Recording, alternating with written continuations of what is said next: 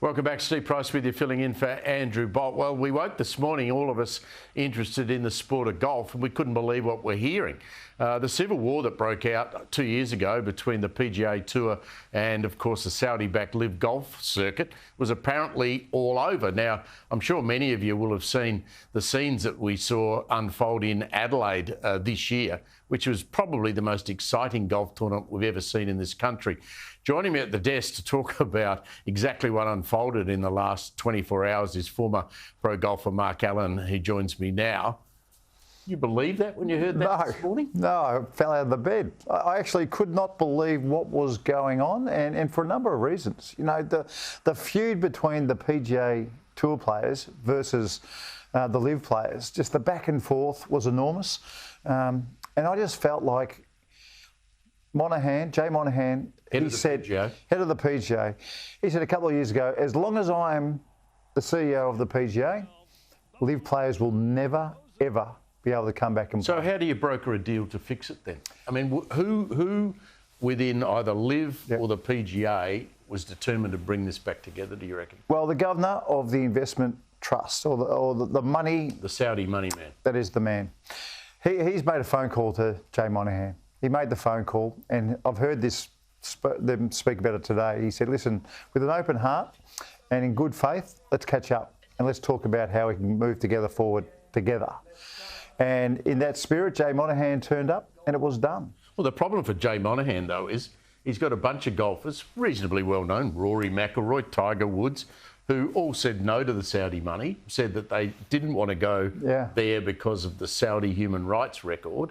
Have a listen to Jay Monahan talking about how he broke the news to those two players. Obviously, Tiger and Rory's perspective is one that I understand very well, and it was part of my thinking throughout these conversations, and it will be a part of my thinking going forward. And now that we're in a framework agreement, I look forward to talking to all of our players, including the two of them, to make certain that this comes off the right way.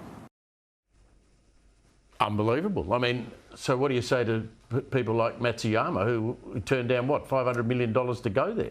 $300 million US. What about Tiger Woods? He was offered $800 million. Now, that's US. $200 million US per year to play in 4 tournaments because his body couldn't handle it. So it's $50 million US a tournament. So what are they saying today?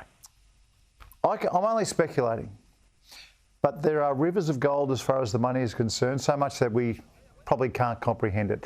I will be staggered, absolutely staggered, if Rory and Tiger and Justin Thomas and Matsuyama, if they're not compensated in some way. It just doesn't seem fit. They have to be. Let's turn our attention to Australia, because you're passionate about Australian golf. You've covered for Foxtel all of the tournaments that have been on during our summer.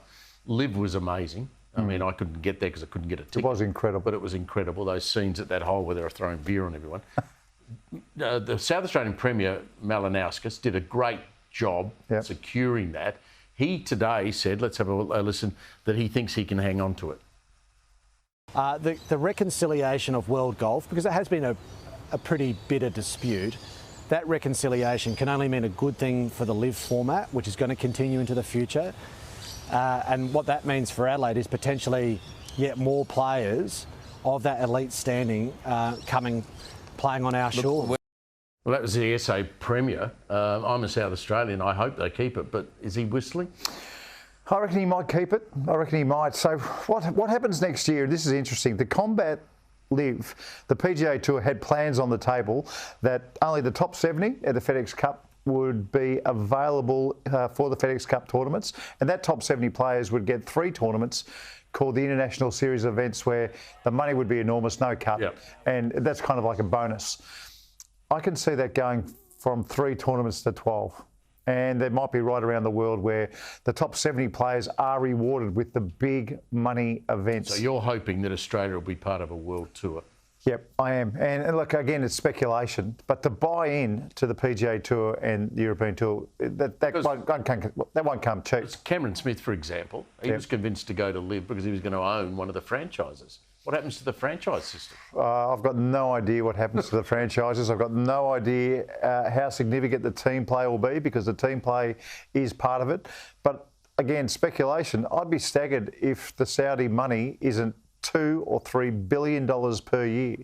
So some of that money hopefully will trickle down and be in the Australian golf coffers at some stage.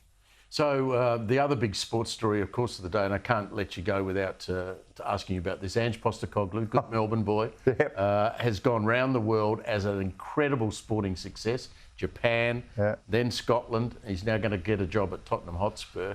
How big is that for Australian soccer? It is just crazy. And to think he got the sack from his first job, you know, coaching an underage team somewhere here in Australia. They didn't like what he did.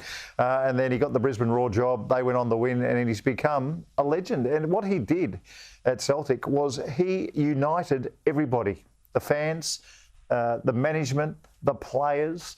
And once they saw his game style, he was away. Isn't it? I mean, to hang on to your job there, I thought I heard today that the average length of a contract he feels about 2 years. Yeah, it is. But look, it's just going to be great to see Ange as a gaffer. We've all now got a team. Well, I do. I'm with you. I never had an EPL team. Now I do. The Hotspurs. Great to see you, mate. Thanks for coming in.